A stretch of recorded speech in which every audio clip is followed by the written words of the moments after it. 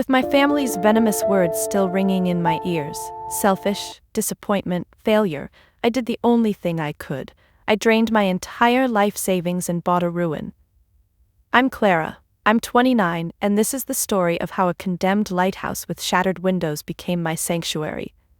My family wanted my money to prop up their lies, but I chose to invest in my own brokenness instead.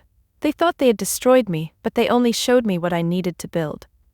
I sat at the mahogany dining table in my parents' house, the one they still called the estate, even though the paint was peeling and the chandelier flickered. Sunday dinner was a ritual, a stage where we all played our parts. My mother, Beatrice, wore her pearls like armor, her smile tight as she passed the mashed potatoes. My father, Arthur, kept his eyes on his plate, cutting his roast with surgical precision. And Sarah, my sister, Serafina, the golden child, glowed like she'd stepped out of a magazine, her blonde curls catching the candlelight. Me? I was Clara, the librarian, the practical one in a cardigan, the one who didn't belong. The air was thick, not with the smell of rosemary or gravy, but with something unspoken. I felt it in the way Mom's laugh was too sharp, the way Dad's fork trembled. Sarah, though, was all ease, sipping her wine, her eyes flicking to me with that half-smile she'd perfected. I braced myself. I knew that look. Clara, darling, Mom started, her voice syrupy, we've been talking as a family. She always said family like it was a contract I'd signed. Sarah has an opportunity, an empire in the making. Sarah leaned forward, her voice soft, practiced. Elysian Path is ready to expand, a new retreat center, more workshops, global reach. It's the moment we've been building toward. She paused, her eyes locking on mine. But we need one last push, $50,000. The number hit like a slap, 50,000, my savings, the money I'd scraped together over a decade of shelving books, skipping vacations, driving a car that rattled, my down payment for a condo, for a life that was mine. I opened my mouth, but Dad spoke first. It's an investment, Clara, he said, his voice low, urgent. For the family, for our legacy. His eyes were pleading, but there was steel underneath. I swallowed, my throat dry. I can't. That's everything I have, for my condo. The silence was deafening. Then Mom laughed, a sharp, cutting sound. Your condo, Clara, this is about our future. Your sister is building something extraordinary, and you're thinking about a shoebox apartment? Sarah sighed, her face a mask of wounded grace. It's fine, Mom, I'll figure it out, I always do. But her eyes were on me, cold, calculating. I felt it.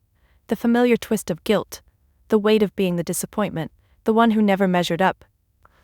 You've always been so selfish, Mom said, her voice low, venomous. You don't understand sacrifice. Dad just shook his head like I'd failed some test. I stood, my chair scraping the floor, and walked out, their voices chasing me. Clara, don't be dramatic. You're letting us down. The front door slammed behind me, and I drove home, my hands shaking on the wheel, their words looping in my head. Selfish, disappointment, failure. The next morning, I couldn't sleep, couldn't eat. I drove aimlessly through Port Blossom, the salty air stinging my eyes. That's when I saw it, the lighthouse on Serpent's Point. A ruin, its paint chipped, its windows boarded, a for sale sign nailed to the fence like a dare. I pulled over, my heart pounding.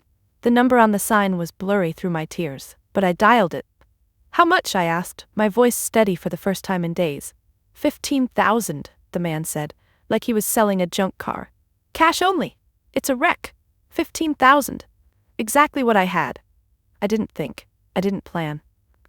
I'll take it, I said, and the words felt like a rebellion, like a scream I'd been holding in my whole life. I drained my account that afternoon, the bank teller's raised eyebrow, the only witness. It was done, the lighthouse was mine, terrifying, reckless, mine. The lighthouse was worse than I'd imagined.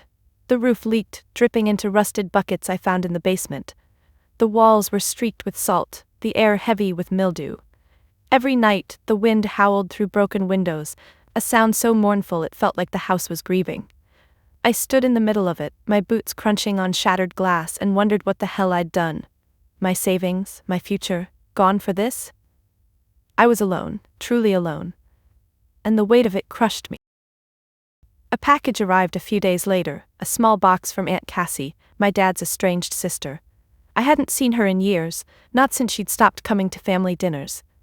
Inside was a brass mariner's compass, heavy and cold, nestled in a carved wooden box. The note was short. Some things are built to point true, even in a storm. Don't let them make you lose your bearings, Clara. See. I ran my fingers over the compass, confused but warmed by it, like she'd seen me when no one else did. I started cleaning, not because I knew where to begin, but because I had to do something. I swept debris, scrubbed a single window until it sparkled, the sea outside churning gray and wild. That clean window, that small act, was the first thing that felt like mine in years. I'd look through it at night, the stars sharp against the dark, and feel a flicker of peace. But peace didn't last. At night, when the wind was too loud, I'd scroll through Sarah's Instagram. Elysian Path was a pastel dream. Yoga poses, crystal grids, Sarah's face serene and saintly. Thousands of likes, comments gushing about her healing. But one comment caught my eye. "Where's my refund?" 6 months and nothing. It was gone an hour later, deleted, but it stuck with me, a splinter in my mind. I started digging, using my librarian skills, cached web pages, old business filings, anything I could find. Elysian Paths LLC was a maze of dissolved entities, and I found a few small claims court cases against Sarah, buried deep. It didn't add up. I called Mom, my voice shaking, to ask about it. "Clara," she said, her voice ice, "your sister is building an empire while you're playing house in a ruin. Your jealousy is unbecoming."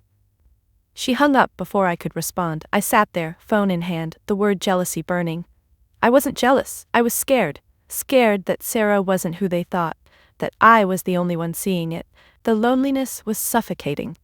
Port Blossom's locals whispered about me, the Thompson girl who'd lost her mind buying a condemned lighthouse. I avoided the diner, the grocery store, anywhere I'd see pity or judgment. But that deleted comment wouldn't let go. I needed help, someone who'd listen. That's when I found Leo Reyes, a local blogger who ran the Port Blossom Chronicle. His site was gritty, full of exposés on shady contractors and corrupt councilmen. I emailed him my findings, my hands trembling as I hit send. He agreed to meet, but his first words at the diner were blunt. "This sounds like a family feud, not a story." I slid my folder across the table. Printouts, screenshots, court records. His eyes narrowed as he flipped through it.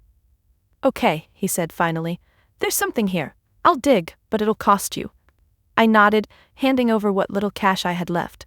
For the first time someone was listening. It wasn't much, but it was enough. Leo was a bulldog. He worked fast, his texts coming at odd hours.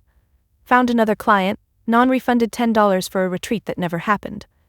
I'd pore over his emails at the lighthouse, the single bulb overhead flickering as I cross-referenced his findings with mine.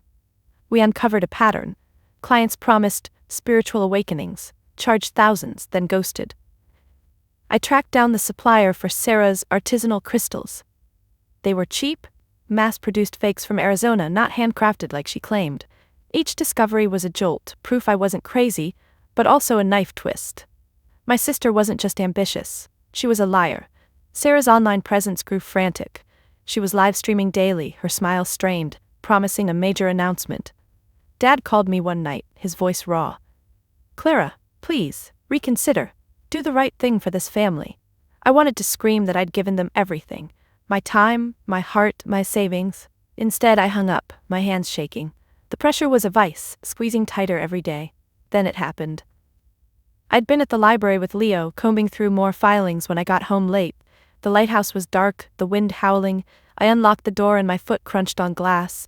A window was shattered, not from the storm but from a rock lying on the floor. Spray painted on the wall in red was one word: quiet. My heart stopped. This wasn't a prank, this was a threat. Someone knew I was digging and they wanted me to stop. I stood there, frozen, the word glaring at me. My home, my sanctuary violated. Fear clawed at me, but something else did too: anger. I called Leo, my voice shaking. "Someone broke in, they wrote quiet on my wall." "Pack a bag," he said. "You're not safe there." "No," I said, surprising myself. "This is my home, I'm not running." The words felt like a vow. I wasn't the scared girl from Sunday dinner anymore. I was done being silenced. Leo showed up an hour later, his jaw tight as he surveyed the damage. "This isn't just family drama anymore," he said. "You're on to something big." He helped me board up the window, his presence steadying me. For the first time, I felt seen, not as the Thompson family's failure, but as someone fighting for the truth. The next day, I was cleaning up the glass, my hands still trembling, when I picked up Aunt Cassie's compass box. I don't know why I did it. Maybe I needed something solid to hold on to. I fiddled with the lid, and the bottom popped open. A false compartment. Inside was a single, folded sheet of paper in Dad's handwriting.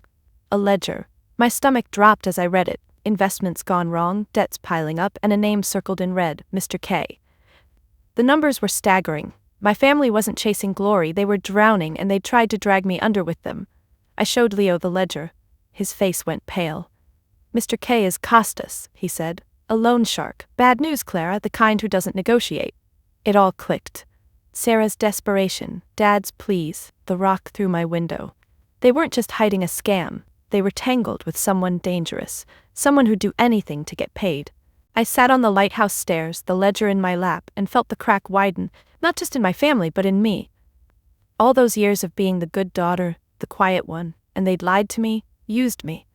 But I wasn't alone anymore. Leo was with me, and that ledger was proof. I wasn't crazy.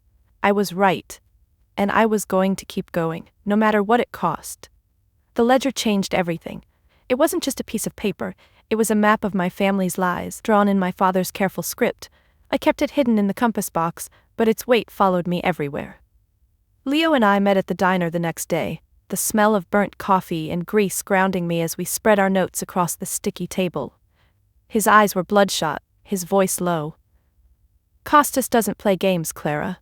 If your family's in debt to him, that rock through your window was just a warning shot. I nodded, my stomach twisting.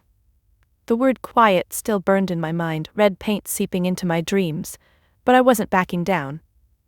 What do we do? I asked. We keep digging, he said. But quietly, and you need to be careful, no more late nights alone at the lighthouse. I wanted to argue, to say I could handle it, but the memory of that shattered window stopped me. Instead, I threw myself into the work. Leo tracked down more of Sarah's clients, people who'd paid thousands for life-changing retreats that were just empty promises in rented community centers. I found an email chain between Sarah and her assistant buried in a hacked archive. One line made my blood run cold. If they keep asking for refunds, stall them. We need the cash. My sister wasn't just a fraud, she was ruthless. Sarah's live streams were relentless now, her voice pitching higher, her smiles brittle. She announced her Healing Forward Gala, a glitzy fundraiser at Port Blossom's old yacht club. A night to transform lives, she called it, but I knew the truth. It was a last-ditch effort to fleece more investors, to pay off Costas before he came collecting. The thought of her on that stage, lying to everyone, made my skin crawl. Then she showed up at the lighthouse. I was sweeping glass from the floor when I heard her car, the purr of her sleek convertible. She stepped out, her white dress pristine against the gritty cliff, her face a mask of concern. "Clara," she said, her voice soft, "can we talk?" I gripped the broom, my knuckles white. "What do you want, Sarah?" She sighed, stepping inside like she owned the place.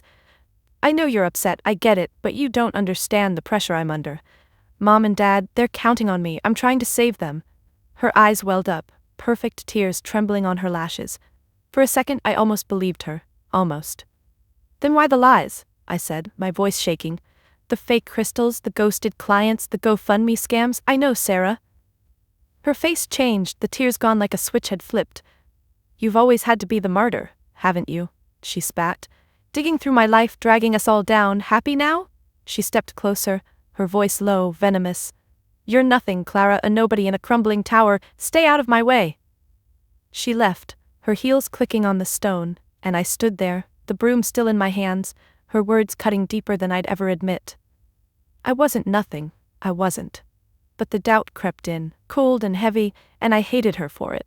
That night, I couldn't sleep. The wind was ferocious, rattling the boarded window.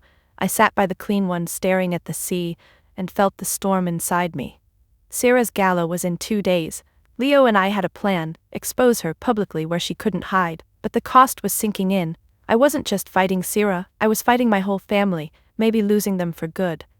The thought hollowed me out, but I couldn't stop. Not now. The day before the gala, I was a wreck. My hands shook as I sorted through our evidence, screenshots, client testimonies, that damning ledger. Leo was at his laptop, editing a video we'd put together, his focus a lifeline. "This is airtight," he said, glancing at me. "You okay?" I wasn't. I hadn't eaten, hadn't slept. Sarah's words, "you're nothing," looped in my head, mixing with Mom's accusations, Dad's disappointment. I was unraveling, and the lighthouse felt like it was crumbling with me. "I don't know," I admitted, my voice small. "What if this destroys them? What if I'm wrong?" Leo set his laptop down, his eyes steady. "You're not wrong. You've got proof. And you're not alone in this." He reached out, hesitated, then put a hand on my shoulder. It was the first time someone had touched me in weeks, and I almost broke right there. "You're stronger than you think, Clara. You've been carrying this family forever. Let me carry some of it now." I nodded, tears burning, and for the first time I felt protected. Not fixed, not whole, but like I could breathe. Just for a moment. Leo wasn't family, but he was here, and that was enough. Then Aunt Cassie arrived. I was patching a leak in the roof when her old pickup rumbled up the cliff. She stepped out, her silver hair pulled back, her eyes sharp as ever. She didn't say anything at first, just looked at the lighthouse, my lighthouse, with a slow nod. "You built something here," she said finally. "Not just walls. You." She handed me a box, and inside was a navy dress, simple but elegant, the kind I'd never buy for myself. "For tomorrow," she said. "You're not hiding anymore. Own it." Her voice was firm, but her eyes were soft, and I felt it. A shield, a tether. Cassie wasn't just here for the fight. She was here for me. That night, I stood outside the yacht club with Leo and Cassie, the gala's lights spilling onto the cobblestones. My family was inside, all smiles and lies, greeting guests like nothing was wrong. The navy dress felt like armor, but my heart was pounding. Leo checked his phone, confirming our tech guy was ready to hijack the gala's screen. Cassie squeezed my arm. "You're not their shadow, Clara, you're the light." I looked at the lighthouse in the distance, its silhouette stark against the dusk. It was mine, broken but standing, just like me. And I knew, whatever happened tonight, I wasn't nothing. I was Clara Thompson, and I was done being quiet.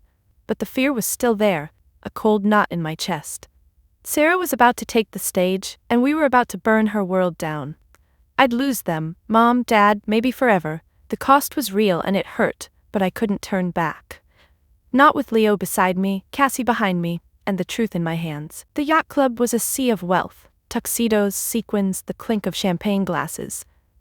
I stood at the back with Leo, Cassie in the front row like she'd promised, her presence a quiet anchor. Sarah was everywhere, shaking hands, her laugh floating over the crowd. Mom and Dad flanked her, their smiles practiced, but I saw the strain in Dad's eyes, the way Mom's hands trembled. They were drowning, and this gala was their last lifeline. Sarah took the stage, the spotlight soft on her white dress, her voice warm and earnest. "Tonight," she said, "is about healing, about community, about transformation." The crowd leaned in, captivated, and I felt sick. She was so good, so convincing, and for a moment I doubted everything. What if I was wrong? What if I was the selfish one? Leo nudged me, his voice low. "It's time." My heart slammed against my ribs as he texted our tech guy. The screen behind Sarah, meant for her slideshow of success stories, flickered. She didn't notice, too caught in her performance, her voice rising. "Elysian path is my heart, my soul."